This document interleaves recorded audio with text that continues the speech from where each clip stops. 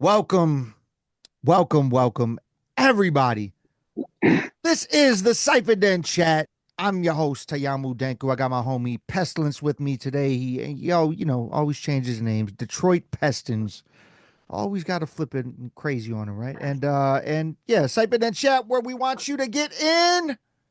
In the podcast. There we go. That's what we You took got. half my drop, son. Yeah, man. Yeah. And tonight we have a special guest. The homie Swamburger, Mugs and Pockets, Soliloquist of Sound.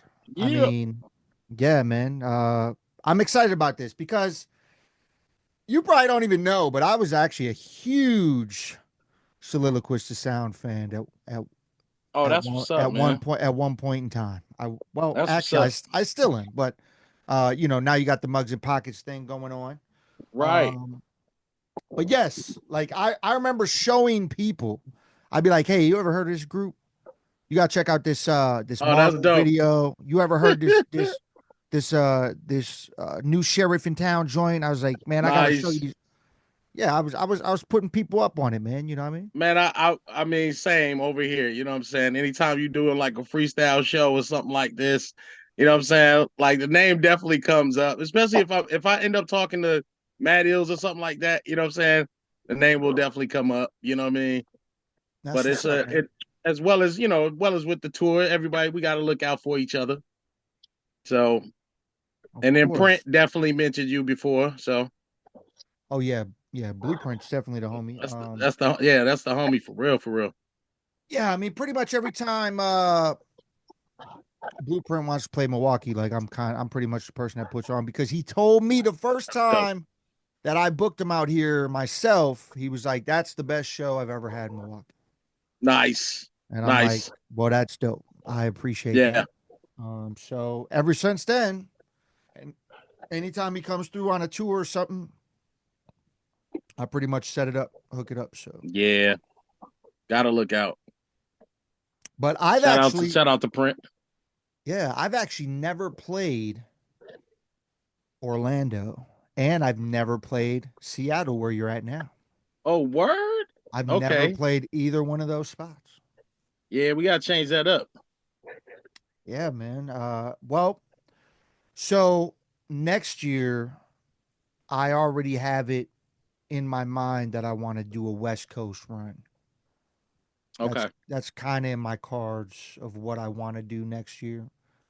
Um, I mean, we'll see what happens. This year, I took the homie Pestilence on his first official tour. I mean, he's done shows out of state and shit like that. Right. But I took him on his first official tour, and I just threw him right in the ring of Right in fire, the and Yeah, yeah. I was like, bro, we're doing 21 days, Yep.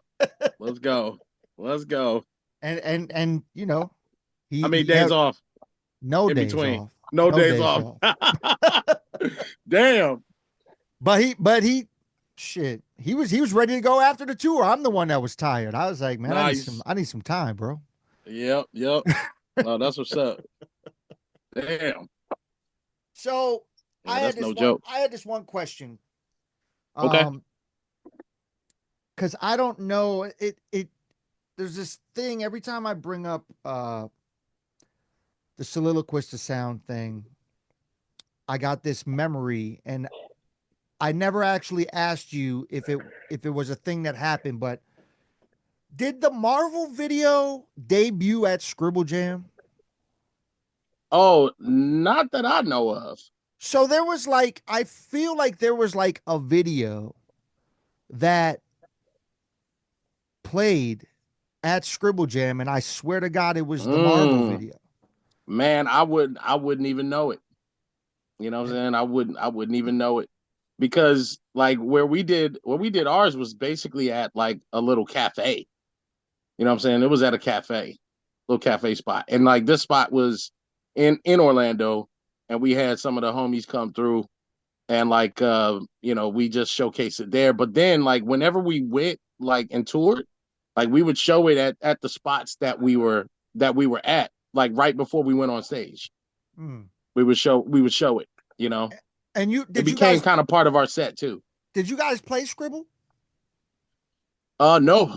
See, Never and played that's Scribble. crazy. Like I have this weird memory in my head that I But we did saw have that the video. homies like ADM, you know what I'm saying? Like what remember when they were part of Glue? Because we toured with Glue. Yeah. And so Maker, you know what I'm saying, ADM, DJ DQ. So and like I don't know. After he won it like twice, I think it was like twice in a row or something like that, ADM. Yeah, you Um, yeah, 98 and 01. there you go. This man on point with it.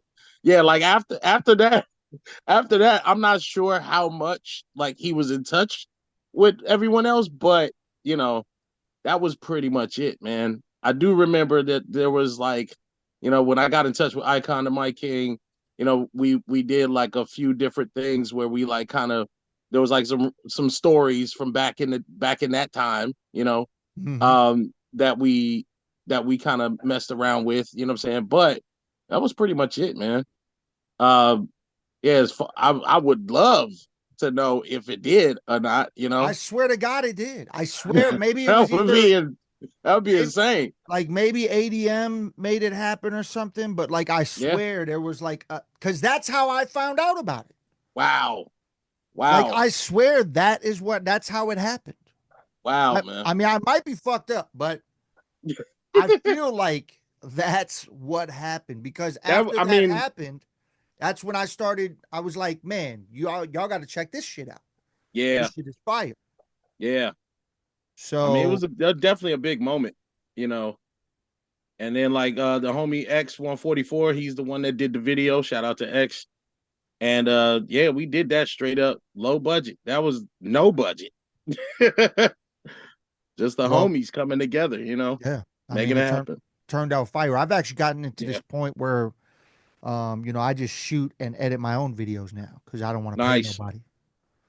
Nice. It's Yeah, like, I mean, there it is. That's how it happens. That's one way how it happens. well, so I tell you, I used to have a video dude and Hmm. I don't know if you ever went through anything like this, but I used to have a video dude. He was super cool. We worked heavy over during the pandemic because I shot like mad videos. I actually still have some unreleased videos from him, and I Nice. and I I love the work he did and all that shit.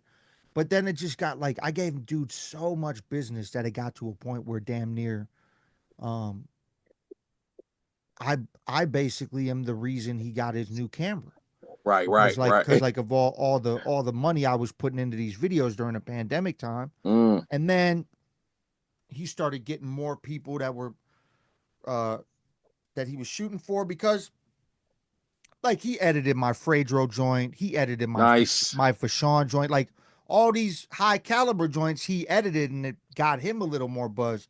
Of And then it course. got to a point where, you know, the other cats from around here were paying him twice as much as what I was paying him. Yeah, yeah. But then I was like, bro, I need to do a whole lot more video work, man. So like I don't know if we can do like a monthly joint or something to where I could give you like some money for like on like a monthly basis so we could knock out a bunch of videos Right, at one time or some shit. And right. and he was cool with it at first and then like a month later he was like tried to double the price on me. And I was Yeah, like, you yeah, know yeah. what? It'd be I'm like just that. gonna I'm just gonna I'm just gonna teach myself now. Yeah, And that's what happened. yeah. Like it took That's definitely, man. That you know what though, that relates a lot with like Scarlet Monk. You know what I mean? Who does the production for Mugs and Pockets? Right. It was like basically she was working because she was out there in Chicago as well. Do you know mm, about that whole story? Should I go through that one real quick? I would love to hear it. I would love to hear Man, the story. okay, so soliloquist was done, was over with. However, we were still working like our individual individual things. So Alex was doing a beautiful chorus. Da Vinci was getting more involved with Miss Hill, right? And then I started working on what was called second subject, right? Which was then how it is that we started working with E-Turn, Am, Skip, and then some other folks. And so during that time, I would also make my own stuff. So while I was making my own stuff, there was like a few other folks that was trying to mess with me on the production tip as well as like label tip, right? So I got I got like two songs in or something like this. Meanwhile, Da Vinci is doing his thing with his studio sensei, right? Where he's teaching folks, you know what I'm saying, about how to be creative, even when you're dealing with anxiety, depression, you know what I'm saying, Mm. all of these type things, right? So um he does like one of these things where it links him with uh Scarlet Monk, right? Or link Scarlet Monk with us, if you will, right? And towards like they have this like show and tell kind of part that they do, and Okay. she was show and tell, like, you know, and then like they got the hit of beats and everything. Now meanwhile, like the history of her, what it is that she had been doing is she was in Chicago and had been doing the beats and stuff like this, but she was trying to work with other folks, right? But then ended up having to teach herself. And like if you go to some of the older joints, she's like straight up beatboxing, you know what I'm saying, on these Mm. joints, right? So it's like, you know, straight up coming from out of Poland, like with like the American dreams, if you will, right? And then going right into um some of the hip hop stuff, right? As well as like trip hop. Trip hop was the biggest kind of influence for her, you know, over her, that Mm. made her want to start creating, you know what I'm saying, the types of stuff that she creates. So she worked with a lot of dope MCs. She definitely knew Quell, you know what I mean, from Typical Cats and everything. Okay. Quasar, you know what I'm saying, was another one, right? And then started doing a little work with like Philip Morris, right? Mm. And turns out that there was this guy during the time that all of this is happening. There's this guy that wanted me to do a feature, right? And I get on the feature. Philip Morris gets on the feature, and I later find out that Scarlet Monk is on this same album. But I didn't know them like that. You know what I'm saying? Mm. I didn't know Scarlet Monk at all. By the time her and Da Vinci meet by way of Studio Sensei, and he introduces me to her, when I start to talk to her, we start to build and find out, oh shit, like you are on this album. You know what I'm saying? We looking at the credits, and I'm like, oh snap, like yeah, you know what I mean? But then also find out that I was on the Quell album, Quell and Maker album, right? And this is Mm. beautiful, beautiful raw, right? And that was it's called Pilfer. The song I was on was Pilfer. And that's got Grouch on it. That's myself, and I think Maker did the beat, and uh Quell, right, on that joint. Now she is on two of those joints. She's on Beautiful Raw, like the opening song, and I forget the other joint. But I again, we didn't know. So while we have this connection, we're like, oh snap, like you on that track as well. You know what I mean? So we had done two joints together, or appeared on two albums together. Hadn't even known before we even met, right? Yeah. So by the time I find out who it is that she is, and I'm talking straight to her, I only thought that she was singing. You know what I'm saying? And Yeah. so she was like, "Oh, I also got these beats, right?" So the joint that we ended up doing, Green Meadows, that's with Charlie Tuna and Abstract Rude, right? She did the beat for her, but she Mm. showcased the beat to everybody that was in the little forum for um for Studio Sensei, right? And when they did, Da Vinci took interest in it, and like he was like, man, maybe I can make like a little alternative like bass line or something like this, right? And it ended up becoming like one of the joints that was then featured on The Adventures of Mugs and Pockets, right? Which is Green Meadows. And then from that, like it was like, man, like we just started doing a hell of a lot more. You know what I mean? And it even got Da Vinci and Maker um to kind of join forces, do a beat. And shout out to Josh Lear. He was the one that was kind of helping some of these things come together as well. Mm, Because he was presenting tracks from back in the day with verses that he had bought, you know what I mean, and then was constantly trying to do something with them, and ended up gifting us the song so that it could be put out, right? And that was the one. What I'm speaking of is the one with Gift of Gab that we did, and that mm. Maker did the beat for that. Yeah, But then Da rest in Vinci, peace. Rest in peace. rest in peace, exactly. And then Maker did the beat for it, but like Da Vinci embellished on it. You know what I'm saying? He hit up Maker and was like, "Yo, you still got the parts and everything, right?" So that ended up becoming Feats of Fury on the Adventures of Mugs and Pockets, right? And so by the time, we're coming out as Mugs and Pockets, we have these huge records, you know what I mean, that are just like things that I've always wanted to do. You know what I mean? Yeah. And it just all started to come together, you know what I'm saying, with this.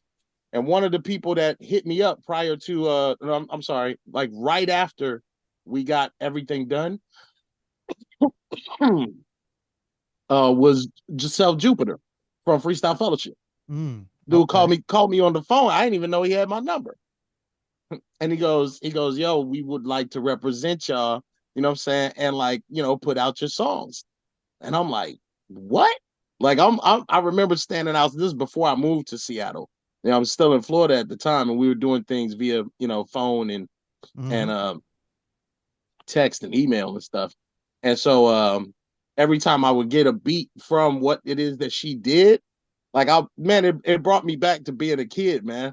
Like I you know what I'm saying? Because Yeah. I'm trying That's to dope. impress the hell out of, what I'm saying, this person, right? And like go all the way in. So I'm like screaming, rapping all over the house. You know what I'm saying? I'm listening to it, listening to the playback, jumping around. Like I think Da Vinci a few times was like he was actually up. You know what I'm saying? But like everybody else was asleep, and they just hear me downstairs like just screaming and going in. You know what I'm saying? And this is also during the time like because there will be moments where folks route in Florida and they'll come through it to the crib, Blueprint being one of them, right? And I just remember like during those times, like while there was just that same energy, like man, so many other people would come through and we would record. And like I remember at the time I was going to work at this place called Enemy Inc. doing screen printing and stuff like this, right? Mm, And during the okay. time when print was over, um, I would go to work, I would make a beat, leave it for him, you know what I'm saying, to do something towards. Then the next morning, you know what I'm saying, go out to work. By the time I got back, we'd be recording because this dude was already done writing. You know what I mean? Mm. So like that was the type of energy that was happening during the time that I had also met, you know what I'm saying, Scarlet Monk through by way of Da Vinci.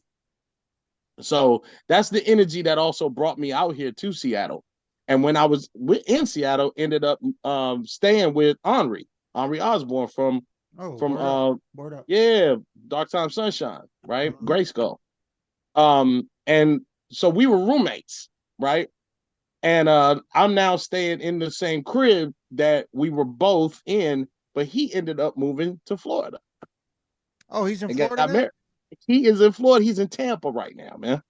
That's what's You up. know what I mean? I did not know that. Yeah, man. And then yeah, so he's been doing his thing, you know what I mean? And I'm so proud of that dude, man. Super proud of that dude. Yeah. But yeah, he's been making moves for a minute. But that was like the energy that was happening, you know what I'm saying, while Mugs and Pockets was being created. So like all of the folks that I knew previous, you know what I'm saying, got to introduce her and her beats as well as like what it is that we did to cats like Charlie Tuna, you know what I'm saying, Avru, Self Jupiter, all those cats, man. And that's Yeah. how we kind of formed like a bigger unit and or fam. That's dope, man. Yeah, that's Yeah, super man. dope. Speaking of Charlie Tuna, what was Yeah. it like working with him because he's one of my favorite voices in hip hop. Man.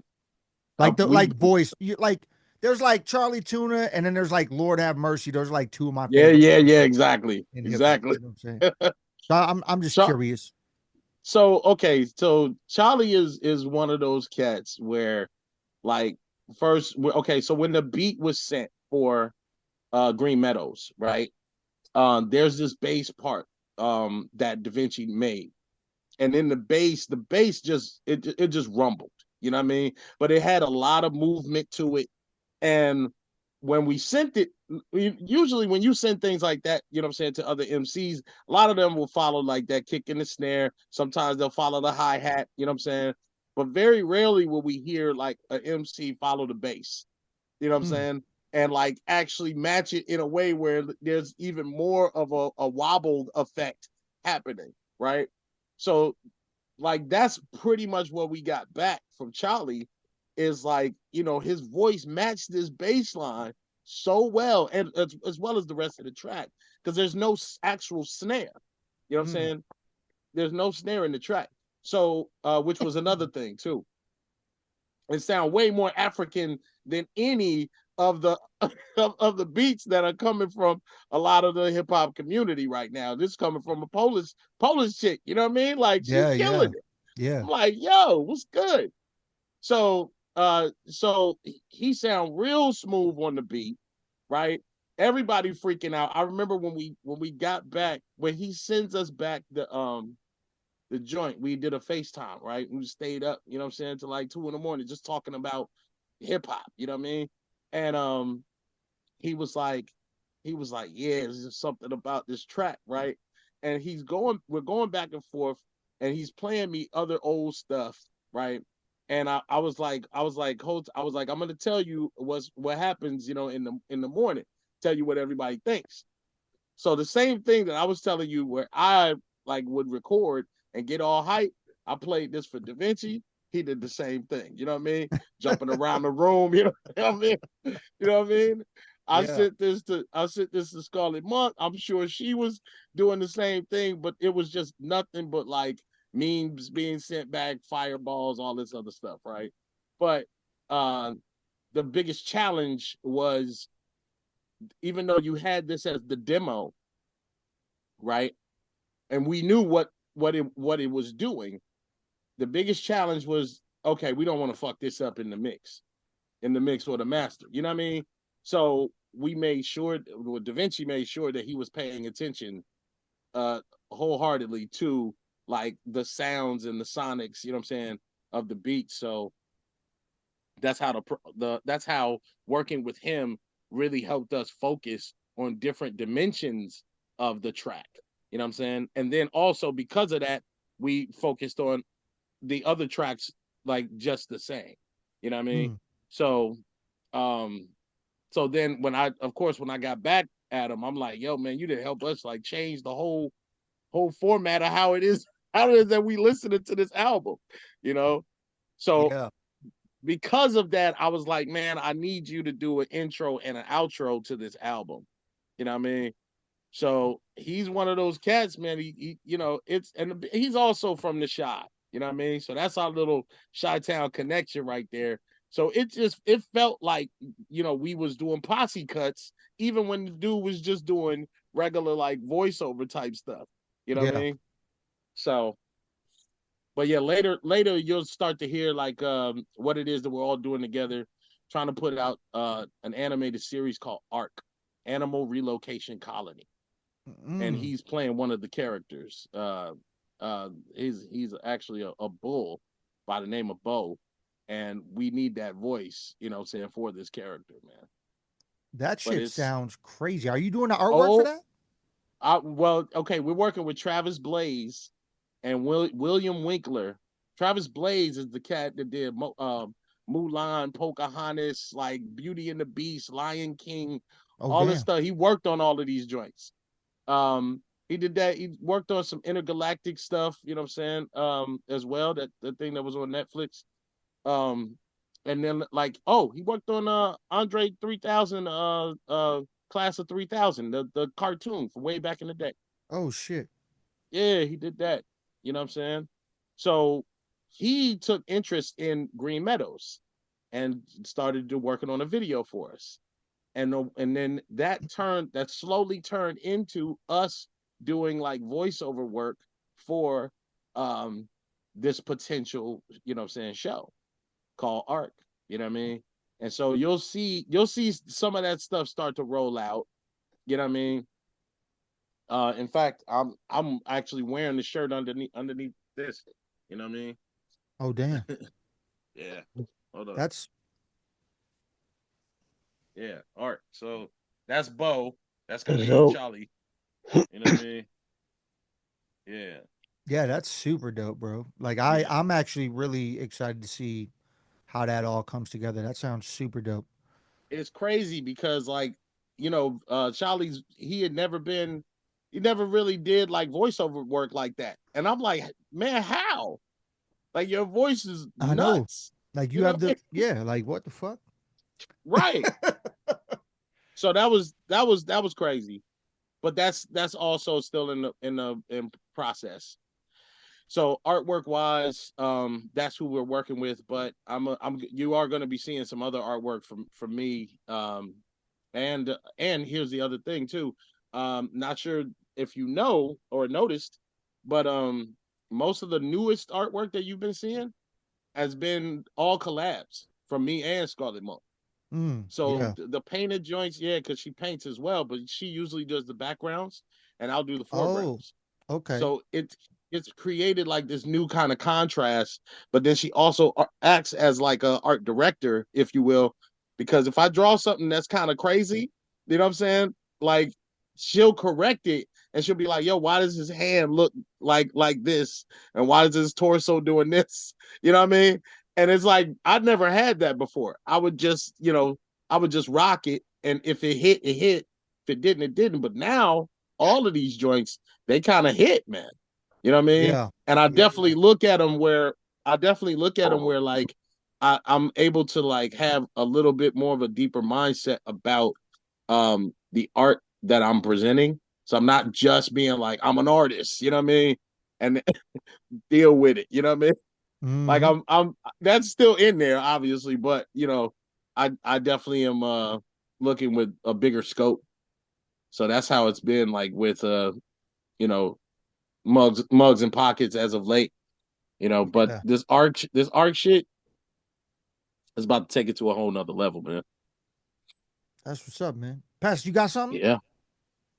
well, that's actually kind of where I was gonna go with the question is Nice. like with the art stuff. When did that start for you? Was that something that you were always doing like before the music even, or is that something Yeah. that you picked up? And then I was another, because I just want to ask this part too, so you can go into the okay. whole thing. Got you. Because I did notice with you, like I've seen a lot of your artwork. Like Mars last project he did with Mars OZ, Hill. that had yours. Yeah, Mars One. Mars One. Yeah. Yeah. Yeah, yeah. Shout And out. then yeah, yeah. And then Denku dropped some artwork that you did for him a while back. And like I Yep. noticed you have like a such a distinct style that like when I see the art, I know it's you before I Yeah. even see the tag. Um, Yeah. talk about that a little bit. Oh, I'll definitely go into that, man. So, those are dope. That's a dope question, man. Appreciate it. Um, so as far as the art was concerned, like ever since I could hold a pen or a pencil, you know what I'm saying? I've been drawing. I've been doing art. So I come from my mother and father. My mother is an actual artist, right? That went to become a RN, you know what I'm saying, nurse. And Pops is the poet, come from a long line of poets. You know what I'm saying? So like that's how I got introduced into both of these worlds, but they always went together for me. And I remember even as a kid, I was asking them like, yo, how come y'all never use your talents? You know what I'm saying? Like after a certain, um time in your life. And I'm always seeing you do the nursing, always seeing you do telecommunications, you know what I'm saying, Pops. And they were just like, well, it don't make money, you know what I'm saying, this, that, and the third. And I vowed to them, I said, yo, my whole career is gonna be music and art. I'm gonna make it with this. And still to this day, I remember quitting I remember when I quit, man, it was definitely over 20 years ago. Quit my job, and I just did music and art, and like it has been holding me down for this whole time. You know what I mean? Dope. Anytime I would do any other um job related stuff, it had to be art related or just some volunteer work, basically. So when I was working at Enemy Inc., it was only to learn how to master screen printing, which when I came out this way, I started working with Rob Castro. Shout out to Concuss Creations out here. And he taught me how to screen print, you know what I'm saying, and then do like the manual labor of screen printing. You know what I mean? So as I was doing that, how I gained my style though was definitely while I was in Chicago, and I was in a lot of little shit crews, you know what I mean? Like toy ass crews, you know what I mean? Back in the day. So we didn't really like, get up at some point. I had to like be by myself like at a certain point when I started writing Weems, Weems, right? And then I was like going out, you know what I'm saying, and hitting up some stuff. But I we was also housing out there, you know what I mean, in Chicago. So like while I was at Columbia College in the dorms, there's a Filipino crew that I bumped into, and they was housing like every day. So I would like hang with them all the time, right? We would go record Can you shopping. shout out the crew real quick? You remember the crew name? The crew name was they didn't have a crew name, Mm, but okay. hold up. They introduced me to a graph crew um called DC 5, DEFCON 5, right? And there was Shane I'm sorry, hold up. Kane and Shred, right? Kane was the one that was doing a lot more, like he would do like cornucopias with letters coming out. And I remember all the graph heads like hating on this dude back then because they were like, yo, you're not doing letters, you trying to fuse them with the art, like what you doing, right? And Kane was like, I don't give a fuck. Like and he's the one that taught me like how to do letters and like elevate my style with the characters. So when I went to school at Columbia College in Chicago, right? For art, I got a full 4 year scholarship for that. And then I already had some characters like that I was doing, but Kane was the one that actually sat me down and was like, look, like this is the way you should style your shit. So shout out to Kane, you know what I mean, from DC 5. And like every time like I would go out, like and I would see his shit, I'd be like, yeah, like you know what I'm saying? I'd be like, salute. So now a lot of the styles and things like this and the forced perspectives that I've been doing now lately, that comes from a combination of learning things from Kane as well as Travis Blades in the animation department, where they do a lot of forced perspective, you know what I'm saying, stuff just to show you a lot more of what's happening in the room. You know what I mean? Mm. So yeah, man. So I learned a lot from that. And like because of that, that also helped to shape a lot of my style as to how it is that I write, how what it is that I'm doing stylistically, you know what I'm saying, when I'm listening to the beat and things like this, trying to figure out where things can go. Like I'm contorting, you know what I'm saying, the words the same way I do my images and stuff, you know. So when we started working, me and Scarlet Monk started working together and putting those pieces together, I was like, man, like contrast wise, like this stylistically it's gonna change the game. Color wise, it's gonna change the game, right?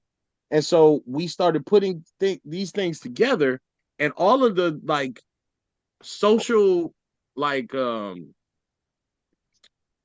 like the social constructs of like how or what you're supposed to do, she doesn't know any of that. She doesn't pay attention to that anyway. She does it for the love, you know what I mean?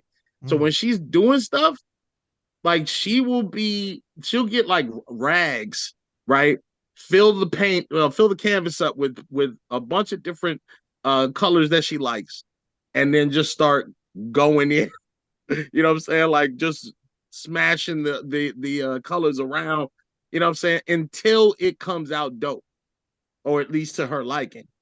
And then when I get it now, mind you, I'll go out to like get her something to eat or whatever, right? And come back, and she'll be done with like 4 different canvases, 3 foot by 4 foot joints.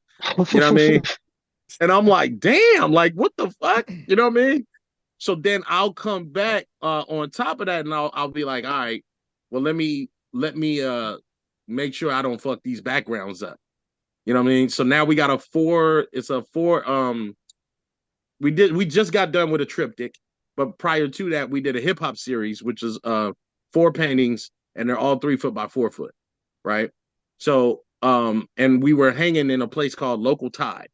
Local Tide is like it's like a fish spot out this way, and it's like a younger dude that owns the spot, and his mother is like I think his mother is like either a curator or like she's just really into the arts. So he was like, "Yo, do you feel like putting that up?" And I was like, "Oh hell yeah, man! Like definitely." So right off of that, like we started meeting. I started meeting a hell of a lot more people, and we got like 4 or 5 more gigs because of it, man. So now in Seattle, like we're getting way more established, like so much faster than like I think I ever did in any other city, man. On the art That's and the great. music tip. Yeah. That's That's dope. super dope. But stylistically, like I can credit Kane, I can credit Travis Blaze, and then for the overall shit, like a huge fan of I've been always been a huge fan of Ernie Barnes, which is the guy that did the sock hop. You know, that's the Good Times joint. You know, you know what I mean? So yeah, but Yeah. always been a fan of him, and yeah, I just kept it moving, man. Like with that, but Mom's was the one that actually hipped me to black art. You know, going to the DuSable Museum in Chicago. And then from there, man, even as a little kid, like, you know, I remember telling her to take me to the Art Institute. And I think, man, we would go. It was like once a week that we would go. Mm. And I would just go and look at the pieces and everything. And I was just one of those kids where I was like, man, I couldn't wait to do like one of these pieces. And so when I would look at graffiti or graph at that time, I I was always like I was always the kid that was like I would give you respect because I'm like, yo, you up on that wall and it looks dope. But I was always frustrated that these graph writers would only do letters. You know what I mean? I was like, where the characters at, man? You know what I mean? Shit. Yeah. So Yeah. yeah. I mean, speaking of art, man, me and Pestilence might have to inquire to get you to do some album cover art for because we started working on some projects together. We have one Nice. that's pretty much done, but then we're also going to be starting to work on some other joint projects together, and I think that would be dope. But not even that. I mean, me and you had talked about getting on a song once upon Yep. a time back in the day. Yep. It just didn't happen yet. But it's gonna happen. At one point in time, it Word will happen. up. It will happen. You remember the Word first up. time that you remember the first time we met in person? I don't remember the first time. I the time that I remember was like I remember there was a song that hit me a certain way, and I hit you up, and I was like, "Hey, yo, I just want to hear you on some drums." You know what I mean? Like, I just remember like that vibe, that moment. So every time I see your name, you know what I'm saying? Every time I hear about the name, I always think of that moment. So like that may have like, um Yeah. So the that may first have yeah, that time, might have fucked up a little bit of the so, timing and shit. so the first time I ever actually met you in person was actually uh at Oh this right shit. here.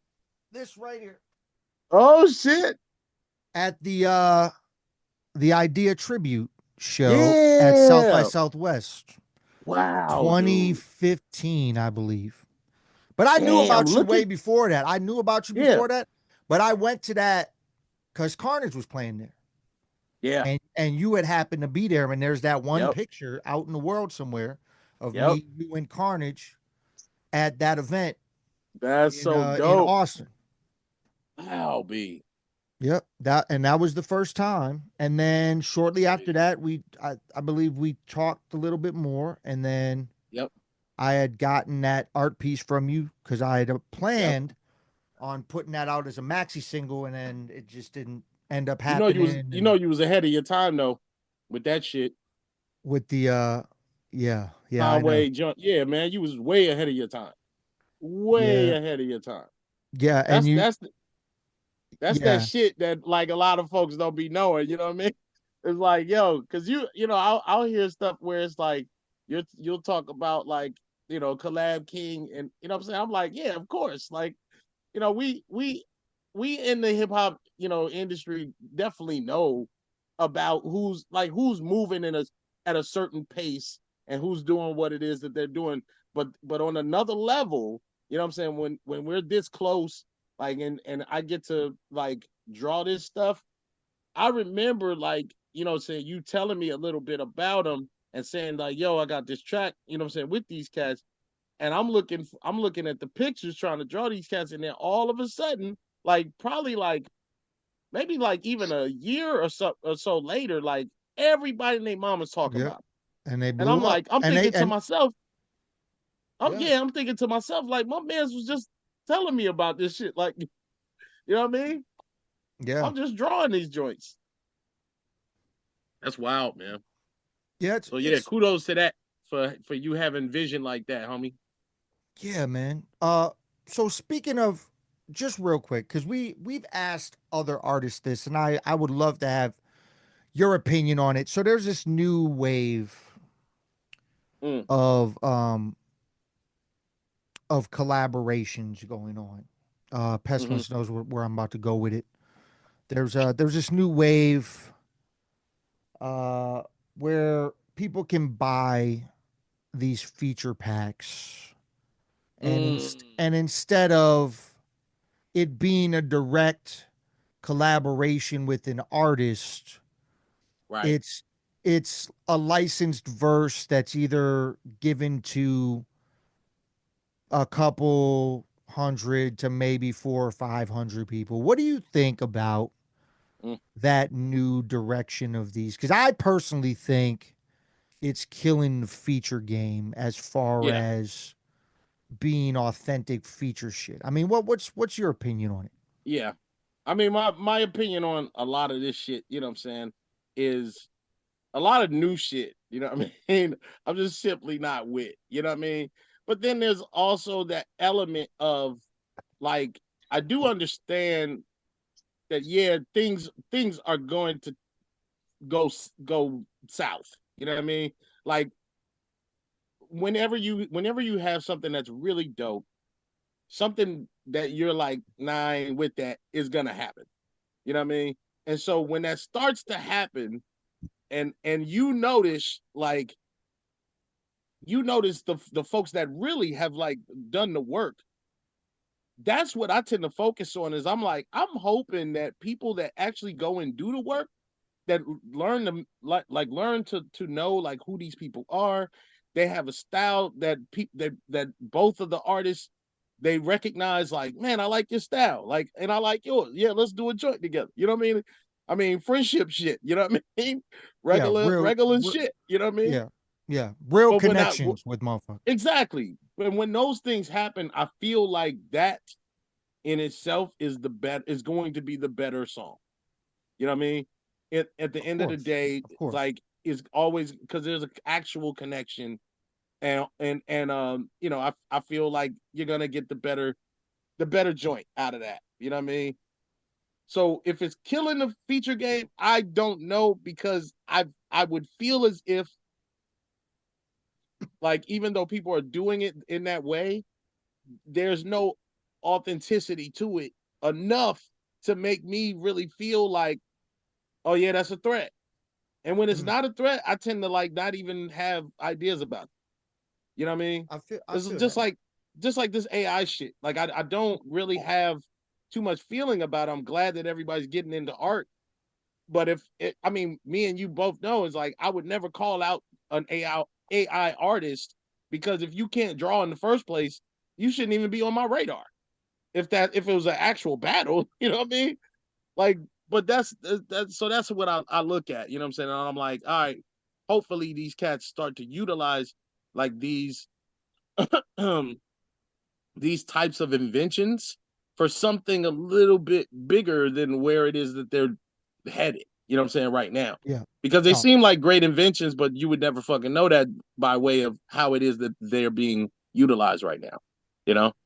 Yeah. I'm glad you touched on the AI thing because I was actually going to ask you that too because Mm, you don't seem like you're affected by that because you're and me and Pestilence both know artists right, that feel very strongly on some type of way about the AI shit to where they're artists and they hate that it's a thing. But I feel right. like if you're an artist and you're still doing your shit, it shouldn't Yeah. even really matter. Yeah, You know what I'm saying? it's not a threat. I definitely get it. But I mean, to me, and this has been over time too. You know what I'm saying? I had to give myself a little bit of time to like fester on this type of shit. You know what I mean? But I was thinking about it, and I was like, I can only hope that these folks that utilize this um use it to practice with, man. Like if there's really a chance that you got like the AI version of Pac or some shit, and that's somebody you always wanted to do your shit with, right? Don't put the shit out. But go home and put that shit on make a whole album full of that shit and try to beat out the AI version of Pop. You know what I mean? Just to practice. And if you can't do that, then you weak as fuck. You know what I mean? Like, because that's kind of like how I'm looking at it, is like you have a chance to battle your like, you know what I'm saying, your basically your fantasy. You know what I Yeah. mean? So how it Yeah, is that we don't put that on record though, man. You're telling right, people to make a don't put it bomb on at record. home, dude. Right, exactly. Somebody's gonna find Just that. Somebody's gonna get in your house and find that shit. You're gonna be done. yeah, man. But that's what I'm saying. Like, it's like I feel like if you're gonna do something like that, use it as practice.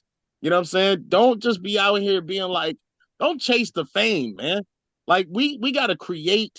Like that's the other thing too. Is like I feel like we should be creating more of our culture, like based around this skill shit. Because if we're not putting skills out here and we're teaching other motherfuckers all you gotta do is that's the other thing I keep seeing. All you gotta do is press this button. And it's like, why are we focusing on how easy shit can be? You know what I'm saying? Like Mm. this is not what this was made for. You know what I'm saying? Like we got a voice, we trying to utilize that shit. Like I'm trying to challenge myself so that I can get better. You know what I mean? I'm not trying to make sure that like everything I do is just by a press of a button. That's why I wasn't with the auto tune shit back in the day. You know what I'm saying?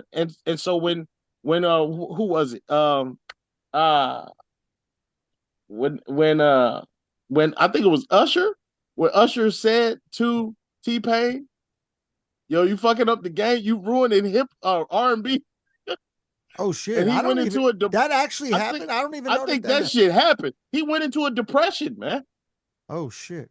because he was like, he took it to heart, like damn, and he went into a depression. But that's why I think that's most of the reason why that we now hear him actually singing. Mm. And it's so crazy because now he has turned in it's almost like he has turned into that dude where it's like when he says, why, what, be creative, you know what I'm saying? When he's doing that, you know what I'm saying? And they making little clips of that shit. Like everybody's like, yes, yes, like do that shit. You know what I'm saying? Say that shit. I'm like, Yeah. nigga, like you was out here straight hoeing yourself. You know what I mean? And now it's like, oh, now you got with the positive train of like, making this creative music and really being expressive. And I'm like, man, a lot of these cats, they go out for this money, you know what I'm saying? They get called out and then they become like the true soldier, if you will. You know what I mean? And it's like, man, like I'm so done with them switch ups, man. These It is. motherfuckers, they switch up It's like weird. crazy. You know? It's weird that you talk about the skill set thing, and I was just thinking about it, and it's like really art is the only like it happened kind of abruptly around that time where like everything else, like all the sports, people have gotten to get they had to be nastier and nastier to be great. And Yeah. something happened in art where people just stopped caring about the skill level. Like Right? I'm all for an early and easy entry point for everybody. Everybody should be able to Right. get into music, but the Yep. skill cap is unlimited, and that's what Right. makes it Exactly. beautiful. Exactly. And being able to see everything between there, and it's really like, hey, as far as you want to run Exactly. with this shit, do it. You can enjoy it at any level. But to Exactly. deprive us of the people that are really striving to do something genius, something that breaks Yo. a boundary, that creates something Yo. new, that sucks. Yo, hey, let's get a snippet of what he just said, you know what I'm saying, and play that shit forever, homie, to anybody and everybody that is fronting on this shit. Straight up. Because why is it that we used to argue who is better? Big Daddy Kane or Rakim? You know what I'm saying? It was because of the skill set, Right. not oh man, who's doing it easier? You know what I mean? Like, come Who's on, selling man. more Like, records, right. like Who's it's selling? just Fuck that shit. It never been about who's selling out. You know what I'm saying? This, who did. Now, obviously, kudos, for you doing your thing. But when it comes to right. these skills, none of that shit matter, homie. Because Mhm. Nah. half of the people that you selling that shit to don't know what you're doing. They don't know the actual skill or talent. A lot of them motherfuckers are there based off of the fact that you're popular right now, not because they Right. think or know that you got skills. You know what I Yeah. mean? Nah, they Yeah. don't. I work in a bar. I hear it every fucking weekend when people hit on that jukebox and it's just Right. trash. And they're Yep. like, yeah, this is generational. And then whenever they do play stuff, it's like old shit. It's like Yeah, man. 8 Mile Eminem and Right. fucking, Right. the Exactly. same shit that everybody's heard, and it's like that's all they Exactly. know. Yeah. They Exactly. never got that dive into the real like, wow, there's some people that have Yep. really taken this like Da Vinci, and Yeah, or exactly. Michelangelo and tried to Yep. make this something, Yeah, Renaissance man. era. Yeah. And those are the I, go I, ahead. I'm I sorry. actually, I actually made a post. It might have even been today where I made it, where Mm. I said something about, I might not have hit records, and that's why I pride myself in making a very dynamic live show for the people who have never Yeah. heard my shit before. Yeah. That's why I incorporate the beatbox, Exactly. the vocal scratch, Yep. the freestyle shit. That's why all of those elements are incorporated in the live show, because there's always going to be a group of people that never seen or heard me That's before, so dope. to where the skill set is what grabs them as opposed to Right. just the music. You know what I'm saying? And that's why I always give you props. You know what I'm saying? Carnage as well. Like, because during the times when we was coming up, and if you didn't have a beat, nigga, you couldn't showcase anything. You know what I mean? So if nobody was able to beatbox around you, you know what I mean? Like, shit, you couldn't do nothing. You know what I mean? Yeah. So when you come up, you know what I'm saying, with that, and you're still like carrying on the culture and like the skill sets, it's like, yo, there could be so many other influencers and shit. Like, they could be like, oh, that's corny, that's this, that. They don't know. They really don't know. You know what I mean? And so for us, we're looking at it as a functionality as well as a skill set. You know what I'm saying? So how useful you are in the cipher, you know what I'm saying? That's also a thing. Not just the fact that you can contribute, you know what I'm saying, the same shit that this other motherfucker just did. You know what I mean? Like, if you got a different voice and you kill it, man, some of the illest songs are based off of how it is that a person came in. You know what I mean? You Mm, know, like, so like yeah. after you got done hearing like one person, and then the next person would come in, if they could cut through the dents You know what I'm saying? Like art that had just been you just been exposed to. Oh man, that's a huge thing to do. You know what I'm saying? Mhm. That's why features for me used to be like the thing. They were like if you could cut through what someone else had already dropped and you did it in such a way where it got everybody fucking hype, man. I remember Pep Love used to be a king at that shit. Pep Love, it was like what was it? Pep Love, Q-Tip, and like Dell or some shit like this. You know what I mean? Some random track. You know what I'm saying? But then there was joints like we went all around the planet pitching and no one hit it. You know what I'm saying? Recipe Saphir. You know what I mean? Yeah. Raz Yeah. Cash, Saphir, like, and you could be a no name at that point. But if you deliver in such a way that got everybody geeked off of rapping, like if I feel like I want to rap after you know what I'm saying, after listening to you, yeah, you dope. You did make a hit. You know what I'm saying? In my book, that's what it is. If you make me want to rap, shit. You know what I mean? And there's most cases right now where like, again, like I can look at what it is that you surround yourself with, you know what I mean? Like just from the screenshot alone and be like, damn, this motherfucking hip hop is hell. You know what I mean? Like, and it makes me like already want to like go back and draw and go, you know what I'm saying? It's like this is how we motivate each other. Yeah. But to But that's get the that from difference too. Is the exactly, mindset exactly. is different. Like we went to on that 21 day tour, there were a lot of like open mic nights. There was one of Mm, them that shocked me the most. It was they paid $10 to get in, and yeah. probably 5 to 10 of these motherfuckers went up there, spit 16 bars, walk right out. Mm, damn. That was their whole Right, thing. right, No right, sharpening of the sword, right, right, no right. creating of the fire, no Prometheus action at all. Yep, Just came in, exactly. said their piece, and left.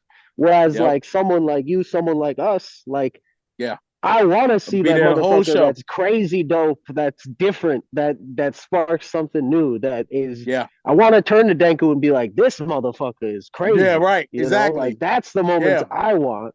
And Yeah. like because that creates that need and that want to like now I want to get on the mic. Now I want to Yep. smash something. Like Yep. we need more of Yeah, that. that's dope, man. That's dope. And while we sit here talk about expression, this mask is straight up doing everything for me, homie. Like I appreciate it. Hey, you I want I you always want wear the appreciate it. mask. yo, Pest, you got to tell them real quick the story of Buffalo. You got to tell them the Buffalo story Oh shit. with the mask, Oh bro. no, Buffalo Nice. is bad for us because I got two masks. This one's new. It got made by a leathersmith in Yeah. Green Bay. Shout out to Cycle Works. He made this for me on the Nice. strike. And I was That's like, dope. man, it's kind of plain. I got to throw some symbols on it. So I threw like, Yeah. a pentagram and anarchy A and a fucking third eye on it. And we Yep. went on the tour and we got to Buffalo. We're playing a college. That's all him and I know. We get in Mm. there. They got a dope studio. The guy that's running it used to like manage EPMD. Like there's people in there. It's very hip hop. And Nice. the Nice. openers are very hip hop. There's like maybe 25 people in the house is dope, but I'm getting weird reactions from everybody. Mm. Everybody's treating me strange, which happens sometimes with the mask, so I'm Yeah. not really sweating it. We open with this song called Ouija, which we got with the Snow Goons that'll be dropping on one of their first of the month. Nice. And I bring out this Ouija board and I sit there and I play with the Ouija board. And after Mm-hmm. we're done with that song, there's 5 people left in the gym. Everybody's Mm. gone. We Mm. get done with our set. The guy's like, man, that was really dope. I wish you guys would have saved that song for last or left the Ouija board at home. It was a Catholic college. No one told me it was a Catholic college. I would not have went in there with these fucking demon symbols on my face. Like I got a plane mask that I would have wore that smells like Right. chlorine because I jumped in the Right. pool with it, but I would have wore it to respect them because I was in their house. And we walk Yo. into the fucking God's temple immediately shunned by the flock. Wow. They went to pray, Wow. man. They went to pray at the chapel. That's incredible. That's yeah, Yeah. that's So definitely some that's definitely a story to have, man. Yeah, But that's that's a tour story right there. Straight up, Yep. man. But that's what it takes. Yeah, I got many of them too. When we was on tour with Sage. Ooh, oh man, that's a vet when it comes to tours, man. Oh, he's a And when it wild comes to dude. and when it comes to being around like his fans or just people in general, man, Yeah. that's a sight right there. I watched his I don't know if it's like a biopic he made Yeah. where it's like a bunch of like found footage, and that shit had me dying. Mm, Like that was mm, crazy. yeah, Like I man. just can only imagine being on the road with him. Yo. Yeah, now being on the road in general, like during that time, especially during that time, like that was, I mean, we would meet all these different types of heads that you never thought were into hip hop. You know what I mean? Hmm. Like, and they were like super famous cats, you know what I'm saying? Like, or like, they'd be comics. That was another thing too. That was one thing I was gonna address is like I remember hearing about one of the things, and this goes hand in hand with like how it is that some of these hip hop talks can go, like especially when you realize you got some real shit and then you got some fake shit. You know what I mean? But like one of the things that was being said was amongst comics was that you're only as funny as your crowd is smart. You know what I mean? Because if your crowd only knows doo doo and piss jokes, you know what I mean? Like and that's all they can respond to. Like you can't really go above and beyond that, like if they haven't been reading or educated, you know what I'm saying, in a certain way. So that's one of the bigger reasons why I love like this culture and what it is that we can be doing for each other, what we Hmm. should have been doing. But that's when the DJ comes in, right? The DJ, you know what I'm saying, radio, all it, like we have tools to like educate ourselves like beyond, you know what I'm saying, the next, shit. Beyond, you know what I mean? We have tools. So when it comes to these tools and what we utilize them for, like it's sometimes it's just straight up disappointing. And then other times it's like, well, damn, I wonder what they're trying to explore with this, right? But then when you have like the excess amount of folks that have kind of already decided, well, this is exactly what this tool is used for. So this is how I'm going to stake my claim in hip hop. Like now every song is going to be, you know what I'm saying, AI, or every, album cover is gonna be AI. And it's just like, man, like y'all are talk about beating a dead horse. You know what I mean? It's like, Hmm. and that's why I feel like skill set, you know what I mean? You already are looking at your next album like I can't do the same shit on this album that I did on the past one. You know what I mean? But if people are only solely like controlling their expression by way of whatever the tool is that they're being handed, you know what I mean? Instead of building or making one themselves, like then every song is gonna sound the same. You know what I mean? And therefore, you're gonna teach all your fans like, oh, like it doesn't get any better than this. So if you already look at this as like this is something you want to do, yeah, you too can join in. And by that time, now you're looking at all of these half-ass rappers, half-ass singers, half-ass producers, and your culture is complete shit. You know what I mean? Hmm. So now we got folks that are, you know what I'm saying, in the game talking about, yeah, you know what I'm saying, Dinku up in here talking about, yeah, man, I'm not trying to go for this fame, you know what I mean? I may not have a hit. Nigga, what? Like, you got mad hits. Like you know what I'm saying? It's just that we are catering, well, we're playing our music for folks who don't know what the fuck it is. You know what I Hmm. mean?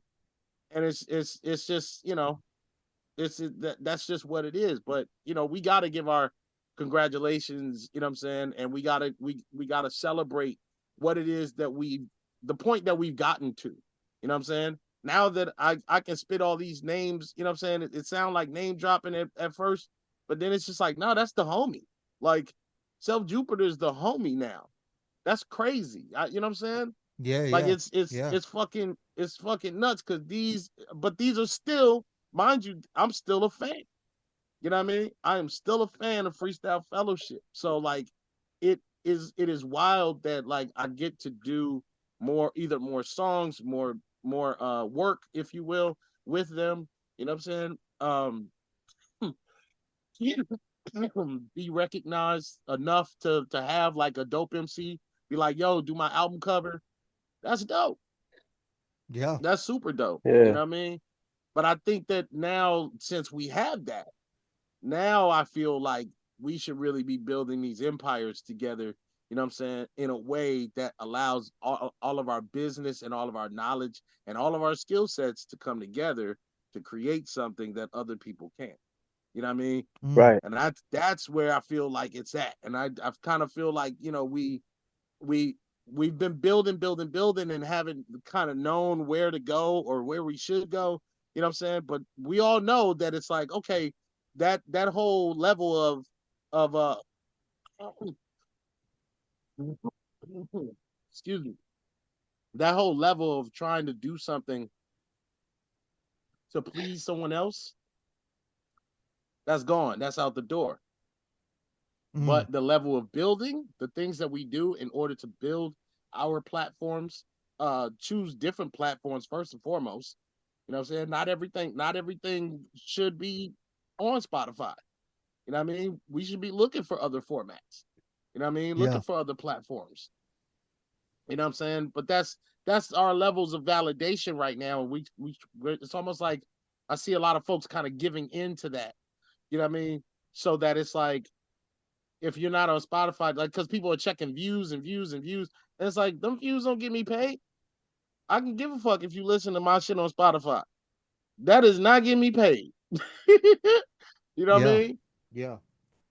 And a I'm, perfect example of that is, you know, I got down with some more known heads in the industry, like the Onyx label, yep, 100 Mad, and Snow Goons and stuff like that, and you know, they put the shit out there, so right, everybody can grasp on it. But now, when you have the albums, less people purchase the albums because they can right, listen to them for free.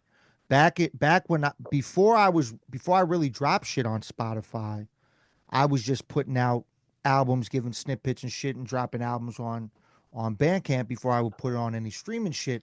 And yep, those records that I did that with, way more sales yeah, than any of the shit. I mean, people still buy the records, but like if they can hear it for free, yeah, less of them are gonna buy the physical unless you're a collector now. right, You know what I'm exactly, saying? And that's definitely what I want to get away from. I like the fact that everybody can hear the shit like all over the place. That's yeah, cool. that's dope. That's But super like dope. but like as far as like I always tell people this, like when I do tours and shit like that, it's cool that I sell shirts. That's dope. That's cool like that. But I always want to sell the music. And motherfuckers Yeah, don't exactly. they don't buy the music. They Yeah, would rather buy an item of clothing that looks dope that they could wear, and it's still cool. Like I appreciate them to the fullest for right, supporting in any type of way, but I always want to sell the music, and less of the exactly, physical product is being sold exactly. now, touring all around. That's what I've noticed. Yeah, We need to kill every streaming service and then bring back YouTube to word. be just like you can't put it in the background, like you have to be Yeah, watching it. So you could get the discovery of having shit on YouTube, but for yeah, people that want to listen to you, they gotta buy this shit. That's what we yeah, gotta do. We gotta bring it back. We gotta put a little bit of yeah. regulations. Kill Spotify, Apple Music, all those motherfuckers. Take them out back. But I think Yeah, like man. when you were talking about like the building an empire and building something and like actually making something a true art form, sharpening your sword. I think Yep. what it leads to, and like the analogy I see is like someone like Denku says, I'm not making no hits. Well, he's building like 85 Buicks. Like these motherfuckers are gonna last Right. forever. Once he drops But these that's what I'm motherfuckers, like they're on but the that road for life. right. Exactly. And that's what I'm saying. Like those are it's because it's almost like if you put put too much stake into um a place where no one ever really gets to check that shit out for what it is, you know what I'm saying, or use it for what its value is, it does become like it becomes something different. It's something out of its character. But you put it in the right place, you know what I mean? And people, everybody around there can see exactly what it is. So those are some of the things that I kind of look forward to right now. And that's kind of what it is that I'm noticing, that AI and all this other stuff is kind of acting as, you know what I'm saying? Even the influencers and things like this is like, those are all like the soft kicks in the butt, you know what I'm saying? For us to like create something brand new, you know what I mean? So that we can actually value those things that we've created as what they truly are. You know what I mean? And these are works of art. You know what I mean? Right. Yeah. Everything that these other the AI, it's fruit stripe gum. Fruit stripe gum.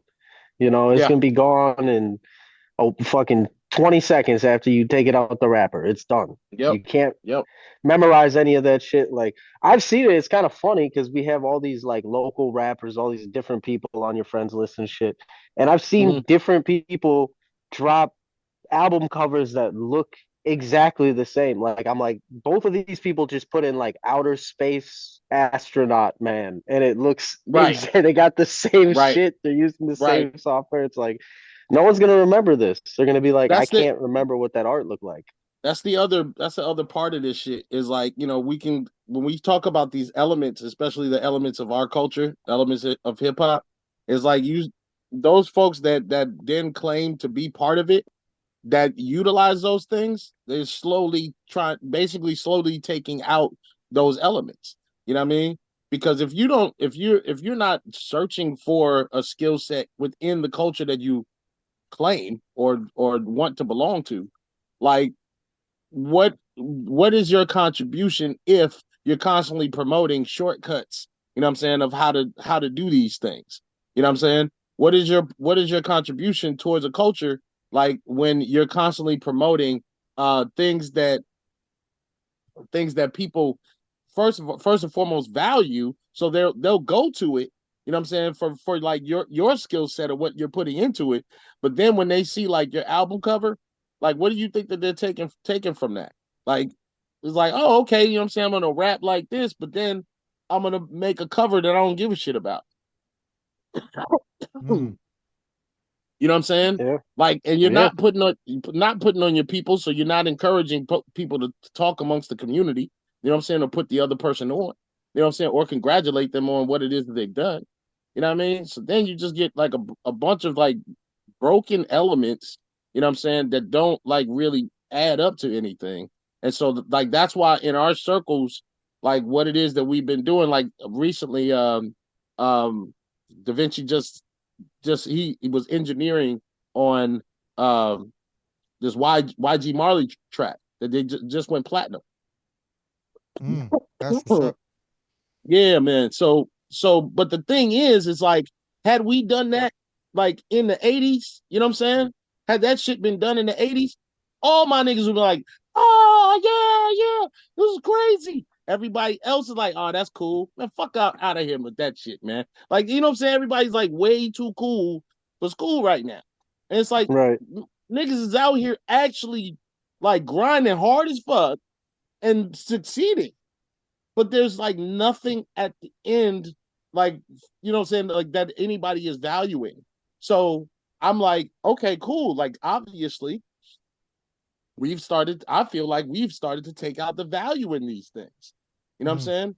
Mm. So like you can't even look to your man's, you know what I'm saying, for you know what I'm saying, for greatness anymore. You know what I'm saying? It's like the lane for greatness has been taken out and we've replaced it with mediocrity, right? Because what we Mm. will react to a hell of a lot more if a cat said, "Hey man, fuck you and your crew." Boom, it's up. You know what I mean? And everybody's like, okay, like now that's like newsworthy, that's valued, you know what I'm saying? So all of the battle tracks and all of this other stuff, you know what I'm saying, that gets valued way harder You know what I'm saying? That any of like Yeah. the person's actual music. Yeah, it's You know what I mean? crazy.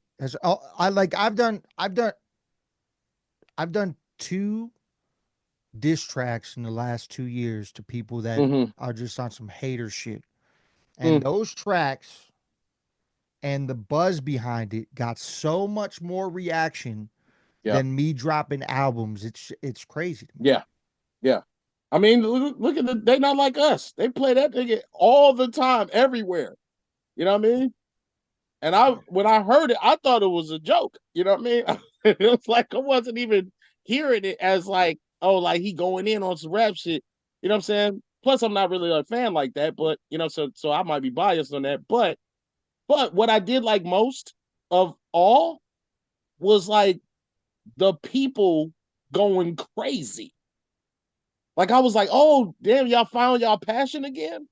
You know what I'm saying? Mm, They was playing that song in in a you know what I'm saying, the breaking circles and shit. I'm yeah. like, damn, son. And motherfuckers going crazy, like, oh, like just like it had been some other song, some dance song that came on. You know what I'm saying? Mm, But I was like, damn, like so that's what's up. I really like love that element, right? But if we're to try to like go further within this, that's I want to see that same energy, you know what I'm saying, for these other songs where people are killing it. I don't want to like celebrate at a moment where like now the person that I would look up to like lyrically, you know what I'm saying, is playing the flute and everybody's like, "Oh, let's give him a shot. Let's let's see where it goes." You know what I mean? And it's like, why? Like I'm again great, like great for him. Obviously, you need to do different shit to get that out. You know what I'm saying? But why do we have a whole slew of people? You know what I'm saying? Congregating around like, yo, have you heard that flute album? Like, nigga, get out of here. Like that shit is not hot. You know what I He's got mean? one verse It in is the not middle of fresh. that You 38 know what I'm minute saying? project. Yeah, everybody. There's a Yeah, verse in exactly. there. It's like, yo, this why are we geeking out and freaking out about that type shit when it's like, wait a minute, he didn't even drop anything that you're truly waiting for. yeah. I feel You're that way way too about much. the Rakim project that dropped. It's like, oh, we've been waiting for this forever, and it's like 8 tracks. Everyone has a bunch of It's like 8 verses. Right, right. It's like, dude, But this that's is just features, man. but that's what I'm saying is like we get to a point where like uh, we we're not strategically thinking, you know what I'm saying, about our future. You know what I Yeah. mean? So what we start to put out is just like what it is that we think is gonna cater to, you know what I'm saying, the things that we're valuing right now, which is, I mean, straight up shit. You know what I mean? So shout out to those cats that still got the passion for this shit and still put out real dope shit. Like straight up. There's, you know what I'm saying, there's DJs right now just straight body and shit. Like they're doing things that we've never even thought of possible with scratching. You know what I mean? And Yeah. it's like, same thing with breaking, but then see how one motherfucker gets in there and everybody talking about that lady. You know what I mean? You know what I'm saying? Yeah. And it's That's like, wait crazy. a minute, like what's going on? She retired from breaking, by the way. I mean, she should. That's how you do it. That's how you become legendary. You know what I mean? Shit. You know what I Yeah, mean? man. So, Yeah. This Swam, this has been super great, man. I don't want to keep yeah, you too much longer, but I did want to know what is next and moving for you and Mugs and Pockets. got you. All right. So, whew, got the second album coming out from Mugs and Pockets. That should be next year sometime. We got some heavy features on that one. Um, that's gonna be real, real dope. Uh, I'm not sure if you guys knew just yet, but we put out what was this? November 5th, we put out Flawed Process that features J Live and also Ab Rude on that joint. Beat done by me, vocal harmonies done by Scarlet Monk. And when it comes to mixing and mastering, Da Vinci. You know what I'm saying? Always gets the credit on those joints.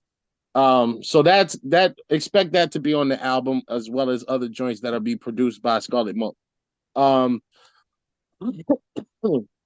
more merchandise definitely is coming our way, especially in Seattle. What we started to do is link up with other companies. So when I was talking about doing collaborations, we link up with the grocery stores out this way to do barbecue rooftop parties. You know what I'm saying? So Oh like, shit. so that yeah, man, so that they get to play and hear like what this music is from us. You know what I'm saying, and not just some top 40 shit while you eating barbecue. You know what I mean?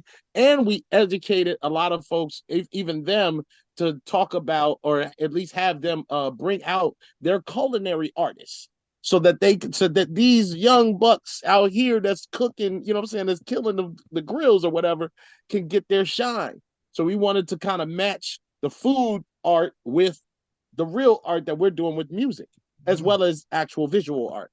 You know what I mean? So that's the new move that we're trying to do out this way.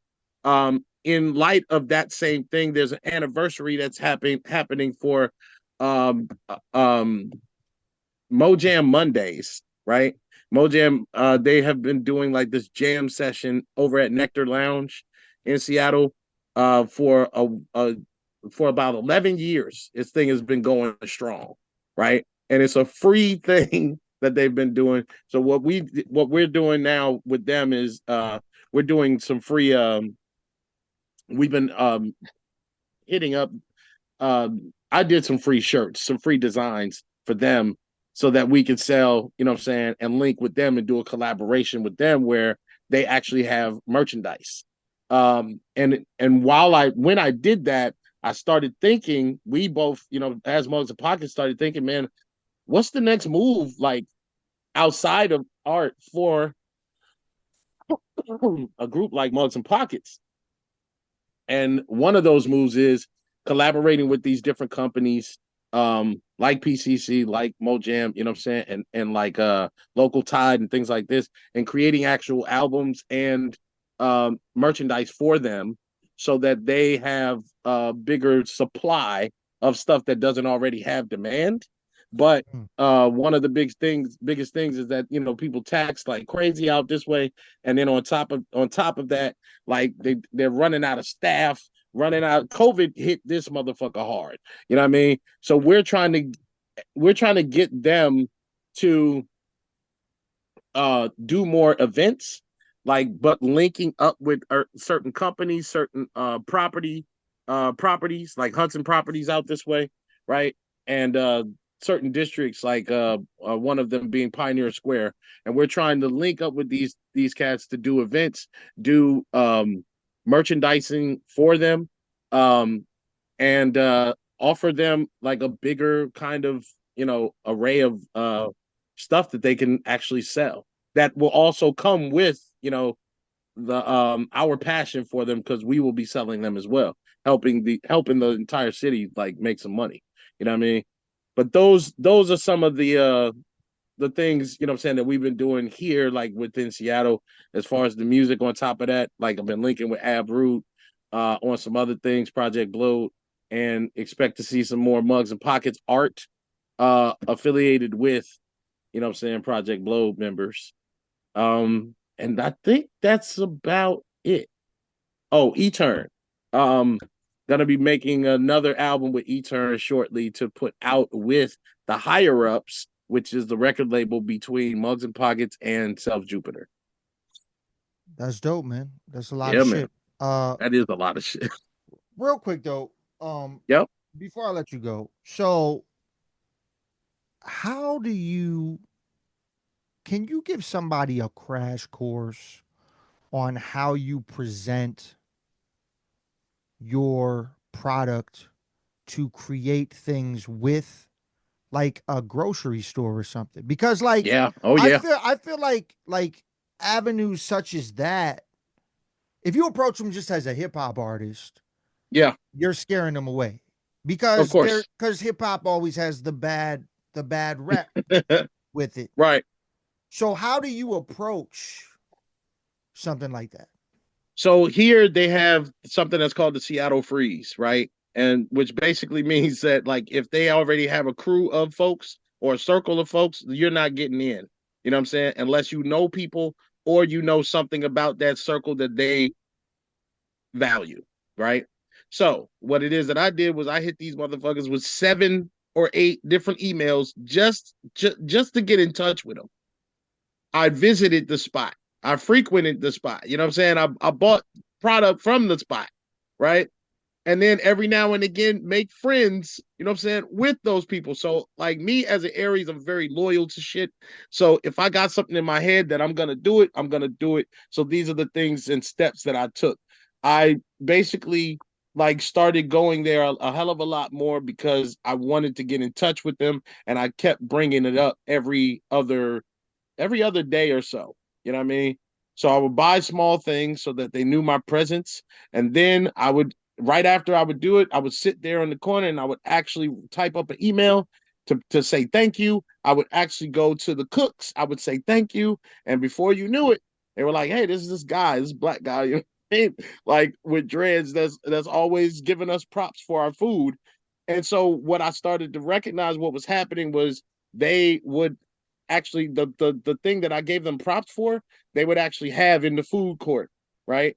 So I would get that same thing, go to write something up like a compliment. Um, that compliment got responded to.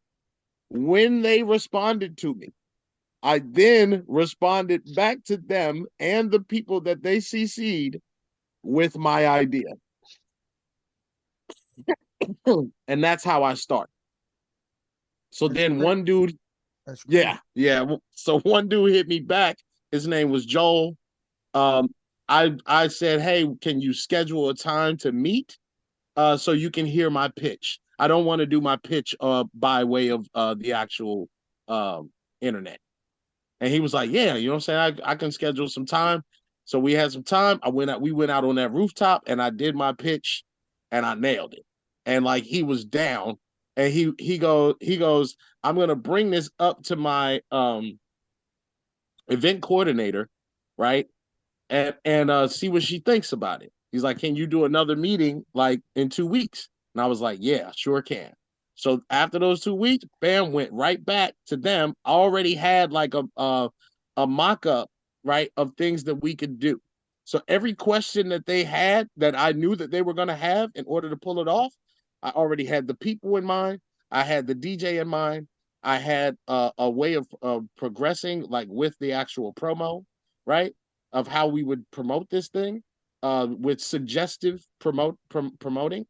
So that means that I would actually carry my NPC into the grocery store and make beats. And the random people that came up to me that was just like, "Oh, what are you doing?" Right? I, like they actually saw that I was drawing attention just from that. And it got to the point where like other people out here that make beats that would go to PCC, they they started recognizing like, oh, like you're that dude that played a show not too long ago, like, yo, what are you doing here making beats, right? So once Joe recognized me doing that, a random occurrence happened where like there's a big like head guy out this way, you know what I mean, that like made a lot of moves. And he saw me doing this, and I was talking to Joel at the same time. And like he talked about the whole movement, you know what I'm saying? Where like he's pretty reputable. Him and his wife were offering to DJ and come in and do some stuff with us. And Joel just was looking at me like, how is this happening right now? And I was like, look, all it takes. I was like, welcome to the hip hop world. This is how we meet each other. You know what I mean? So once I got him on that level, he was with it. And then even bought an album, bought vinyl, even bought a shirt. He's a fan now. That's what's up, man. So yeah, so it basically took about I'll say, let's just put it like this, it took about 2 months to just get in touch with him and then have these meetings. Once I had the meetings, I was prepared. And then once I had that preparation, chance played a huge role and landed the deal. So June 2025, PCC, the grocery store, will be doing barbecue rooftop parties hosted by Mugs and Pockets.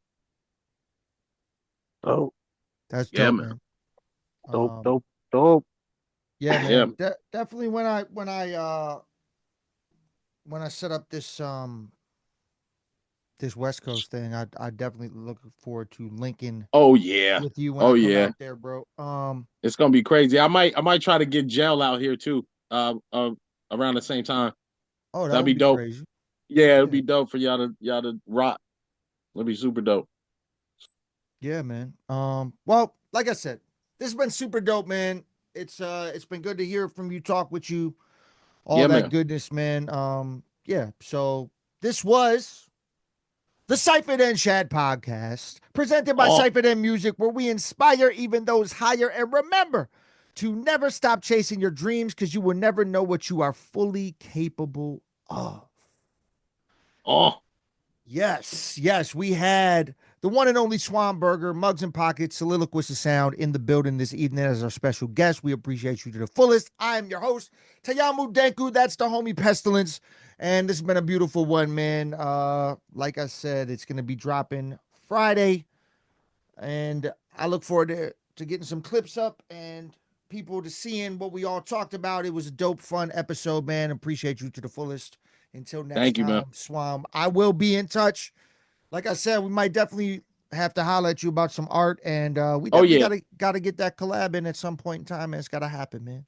most definitely. And I'll get you the info for Florida those Florida shows too. Word up, bro. Appreciate you, Yeah, man. of course. All right, All man. right, y'all. Yeah, yeah. Pestilence, I see you, my G. Yeah, yeah. Pleasure to meet you, brother. Too, homie. All right, All My man. right, man. peace out, yeah. Have a good rest of the night, man. Hey, y'all too, man. All right, Yeah, peace. Later. peace.